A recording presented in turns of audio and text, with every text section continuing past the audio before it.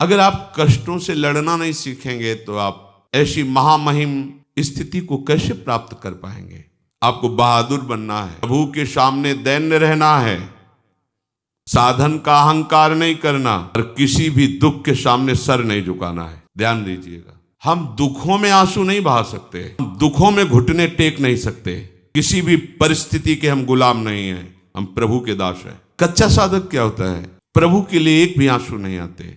थोड़ी सी व्यवस्था भंग हुई, आंसुओं की धार लग गई, थोड़ी सी प्रतिकूलता हुई, छूट गया नियम, छूट गई उपासना। ऐसे कच्चे घड़ों में प्रेमामृत रस नहीं रखा जाता है। रस रखने वाला बहुत प्रवीण है, वो पहले देख लेता है बजा के कि घड़ा कहीं फूटा तो नहीं है, कच्चा तो नहीं है, क्योंकि अत्यंत दुर्लभ ये प्रेम रस आचार्य और गुरु उसी के हृदय में रखते हैं जो समस्त द्वंद्वों के सहने की सामर्थ्य रखता है। 24 घंटे में जब आप शयन के लिए जाएं तो आप उस समय अपने पूरी जागृत अवस्था की एक एक वृत्ति का चिंतन करें।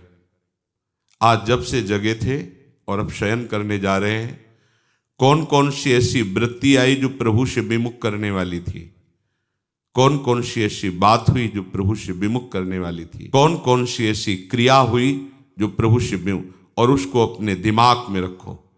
कल से नहीं होने पाएगा, ये बात नहीं होगी, ये त्रुटि नहीं होगी, ये क्रिया नहीं होगी। और प्रभु से प्रार्थना करो, नाथ हमें बल प्रदान करो कि जो आज हमारी उपासना में त्रुटि हुई वो कल नहीं होनी चाहिए। अगर पुनः होती है तो फिर हम पश्चाताप करेंगे, फिर हम दृढ़ नियम लेंगे और एक दिन हम इन त्रुटियों पर विजय प्राप्त कर लेंगे। दीन बंधु करुणा वरुणालय प्रभु आपके सहयोग में हैं। जो साधक आत्मनिरीक्षण नहीं करता है वो परमार्थ में आगे नहीं बढ़ पाता। आत्मनिरीक्षण, अपने को देखना, अपनी जांच करना। आप स्वयं अपने न्यायाधीश बनिए और अपनी साधना को जांचिए, अपनी उपासना को जांचिए। हमारा कितना भाव गुरु अनुशासन में है और कितना मनमानी है उसका विभाग कीजिए। मनमानी में कितना हमारा अशुभ है, कितना शुभ है उसका विभाग कीजिए। उस अशुभ में हम कितना किसमें तल्लीन हैं और फिर उस पर शासन कीजिए। अपने आप को देखते रहना ये उपासना का विशेष अंग है। हमसे क्या त्रुटि हो रही है, हम कहीं प्रमाद में तो नहीं है। यह विषयी पुरुष का लक्षण है। कौन क्या कर रहा है, कहां जा रहा है, यह उपासक का कार्य नहीं है। जो दूसरों को देखते रहते हैं वो उपासक नहीं है, वो विषयी पुरुष है। या जो महापुरुष जगत को नामामृत उपदेशामृत से परम कल्याण की तरफ ले जा रहे हैं वो देख सकते हैं। अपने को चाहिए कि अपने को देखना है कि हम कहां कहां फंस रहे हैं, कहां कहां आज्ञा उल्लंघन कर रहे हैं, कौन सी बात मन की मान रहे हैं, कौन सी बात गुरु की मान रहे हैं, शास्त्र की मान रहे हैं। साधक को तो अपने निरीक्षण से ही फुर्सत नहीं मिलती। वो दूसरे के विषय में क्या देखेगा, क्या बोलेगा। और जो दूसरे के विषय में देखता है, बोलता है, वो गिर जाता है, परमार्थ के लायक नहीं रहता। ध्यान देना है, जो दूसरे के विषय को देखता रहता और बोलता रहता है वो गिर जाता है, अर्थात तो परमार्थ का साधक नहीं होता। आपको देखना है आप कहीं रुक तो नहीं गए, आपकी कहीं विपरीत दिशा तो नहीं हो गई है। ऐसा तो नहीं है कि आप बाहर से वेशधारी हो, बाहर से आप परम पवित्र देश में रह रहे हो और अंतर से विषय चिंतन कर रहे हो, अंतर से विषयी वस्तु व्यक्ति स्थान का संग कर रहे हो, तो मान लीजिए आप भ्रष्ट हो रहे हैं, आपका मार्ग ठीक नहीं है, आप उपासक नहीं हैं।